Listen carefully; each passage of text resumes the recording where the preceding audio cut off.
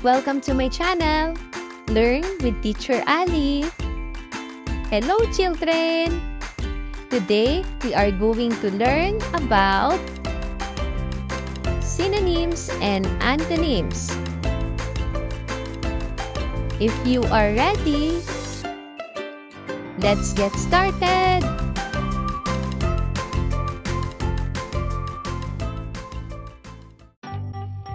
Synonyms.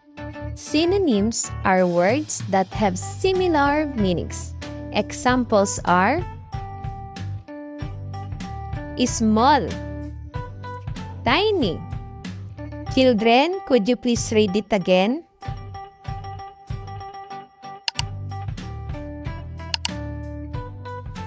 Next is happy, glad. Children, could you please read it again?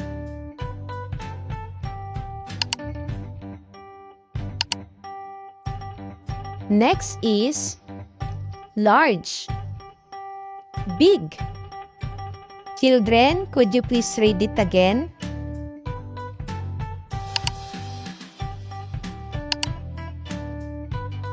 We have the tired, exhausted. Children, could you please read it again?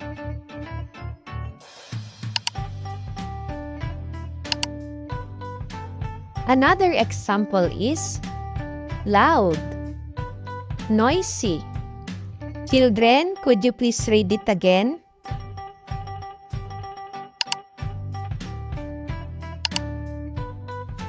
Next is woman, lady. Children, could you please read it again?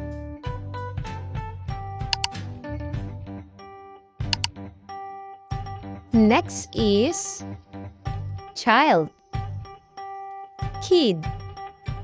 Children, could you please read it again?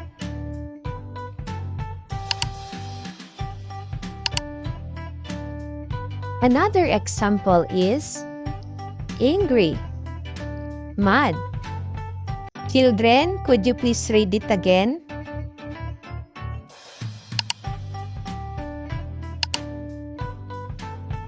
Next is gift, present. Children, could you please read it again?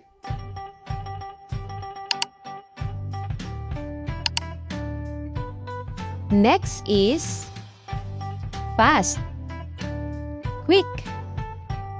Children, could you please read it again?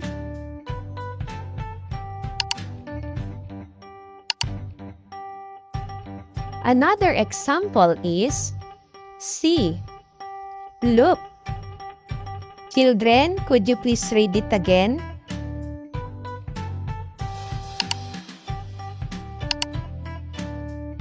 Next is pretty, beautiful.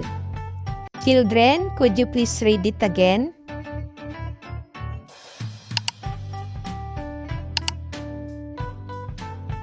Next is gather, collect. Children, could you please read it again?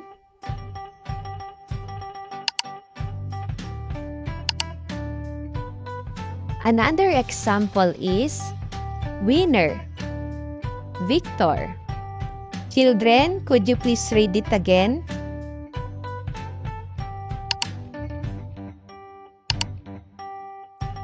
Next is soft, tender. Children, could you please read it again?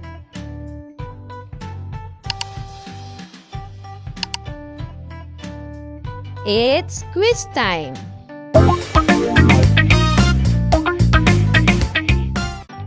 It's time to test your knowledge if you can recall the synonym words that we discussed. Let's start! What is the other word for small?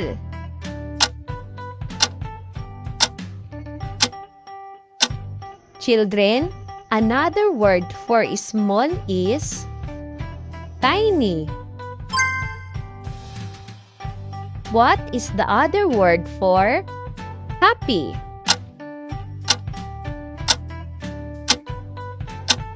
Children, another word for happy is glad. What is the other word for large?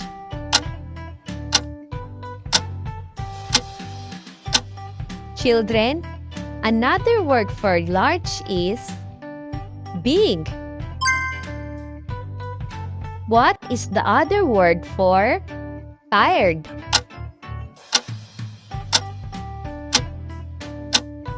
Children, another word for tired is exhausted. What is the other word for loud?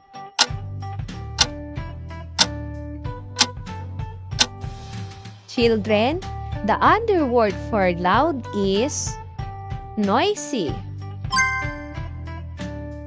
What is the other word for woman?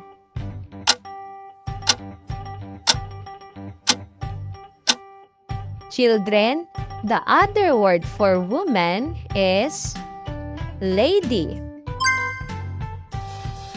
What is the other word for child?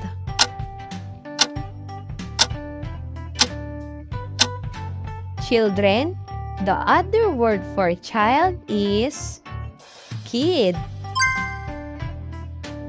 What is the other word for angry?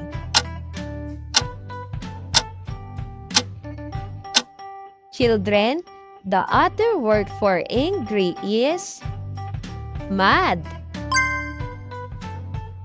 What is the other word for gift?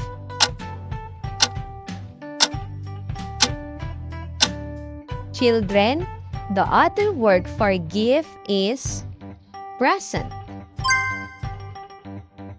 What is the other word for pass?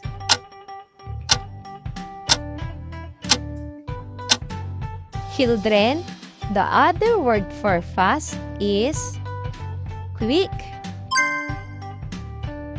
What is the other word for see?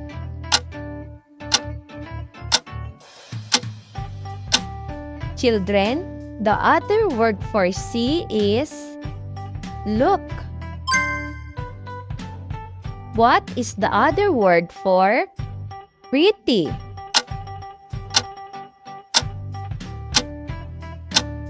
Children, the other word for pretty is beautiful. What is the other word for gather?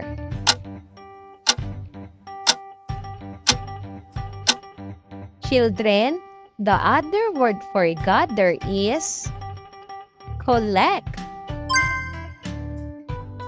What is the other word for winner?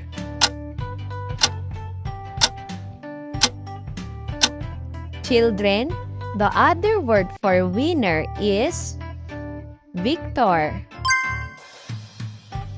What is the other word for soft?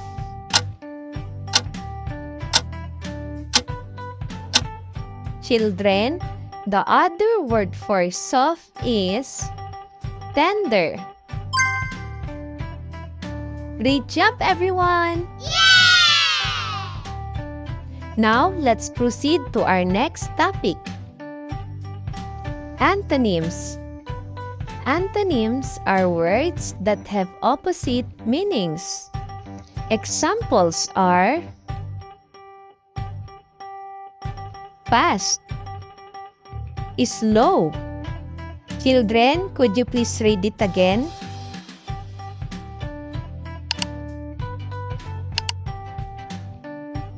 Next is full, empty. Children, could you please read it again?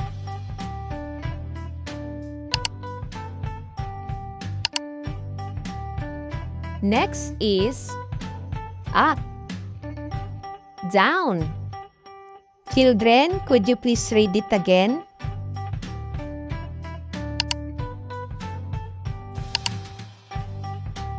Another example is hot, cold. Children, could you please read it again?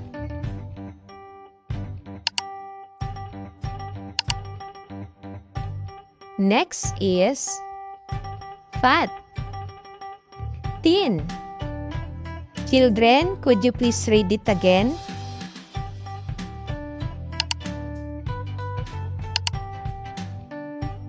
Next is happy, sad. Children, could you please read it again?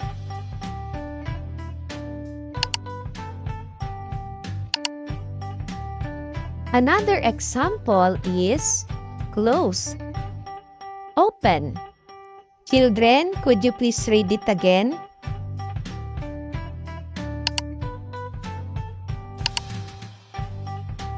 Next is big, small. Children, could you please read it again?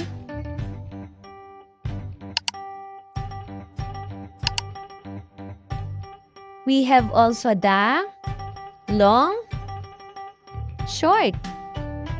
Children, could you please read it again?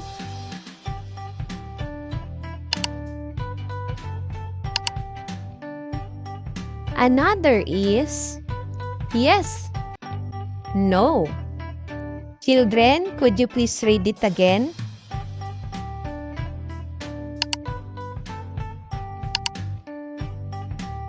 Next is wealthy, poor. Children, could you please read it again?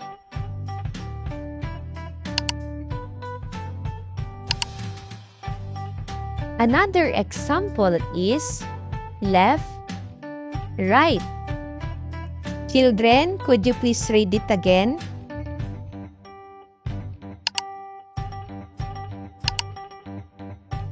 It's quiz time!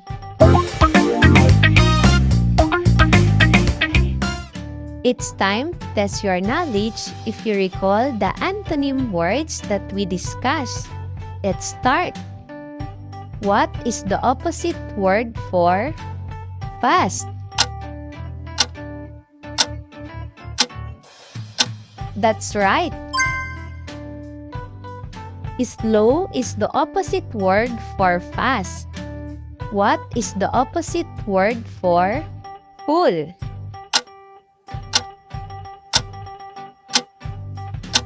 That's right. Empty is the opposite word for full. What is the opposite word for up?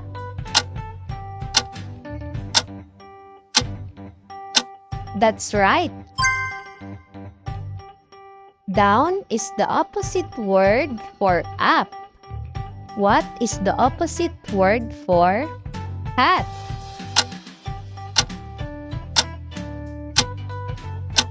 That's right. Cold is the opposite word for hat.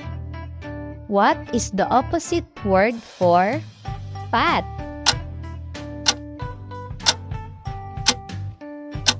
That's right. Thin is the opposite word for fat. What is the opposite word for happy?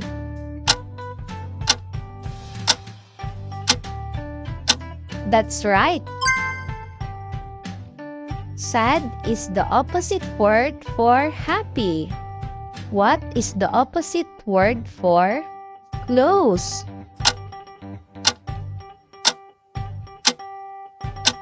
That's right. Open is the opposite word for close. What is the opposite word for big?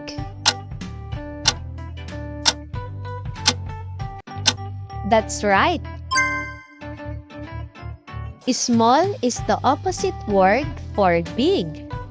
What is the opposite word for long?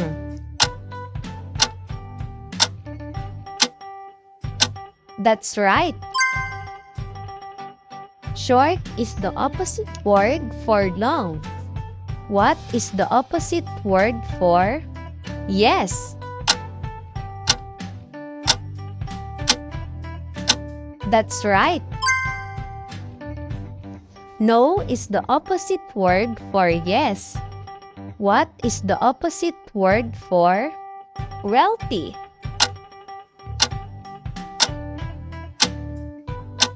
That's right. Poor is the opposite word for wealthy. What is the opposite word for left?